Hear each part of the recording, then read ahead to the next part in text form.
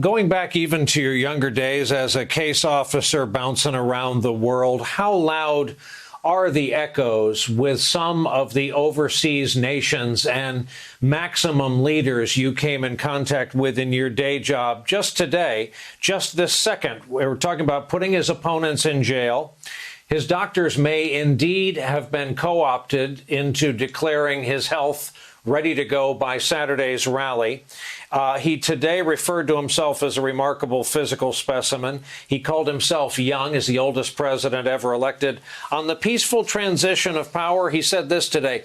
They talk about they want a peaceful transition of power. Peaceful transition. Look at what they did trying to tear down a legitimate presidency. So where are they vis-a-vis some of the governments and leaders you came in contact with?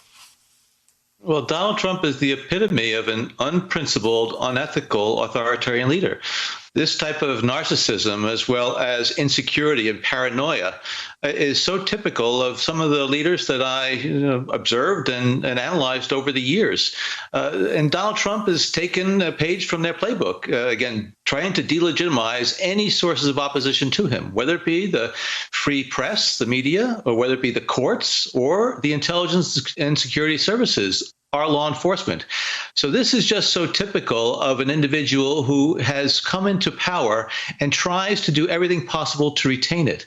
And I think more and more every day, Donald Trump is just revealing who he is, which is somebody who is power hungry, who thinks only of himself and his own personal and financial interests, and does not really care what happens to the American people. And again, I think this is being exposed every day. Back to the question we asked before the break, why has he bent over backwards in every instance to cut Russia and Putin a break? What do we yet need to know that we don't know about the tie between these two guys? I think a lot.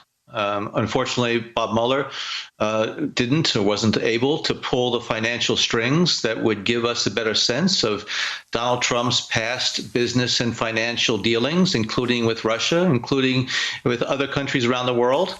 We know from recent press reporting that he is deeply in debt. But I do think that it's not just puzzling, but it's inexplicable how he has fawned over Vladimir Putin and continues to give Vladimir Putin and the Russians a pass, refusing to acknowledge that the Russians interfered in the election and not doing things that I think are necessary to stop Russia's influence operations, which I'm sure are underway in a very intense manner now, because I know that Vladimir Putin would like to see Donald Trump reelected, because Donald Trump has given Vladimir Putin a lot, including chaos, political confusion here in the United States, the polarization of our country, and increasingly the United States receding from its global responsibilities. And so therefore, I think we still have a lot to know about that relationship with Russia.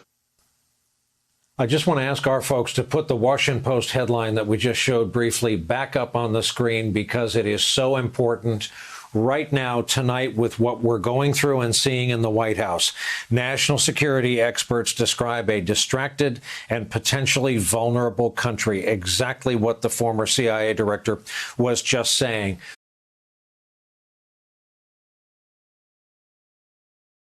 Hey there, I'm Chris Hayes from MSNBC. Thanks for watching MSNBC on YouTube. If you want to keep up to date with the videos we're putting out, you can click subscribe just below me, or click over on this list to see lots of other great videos.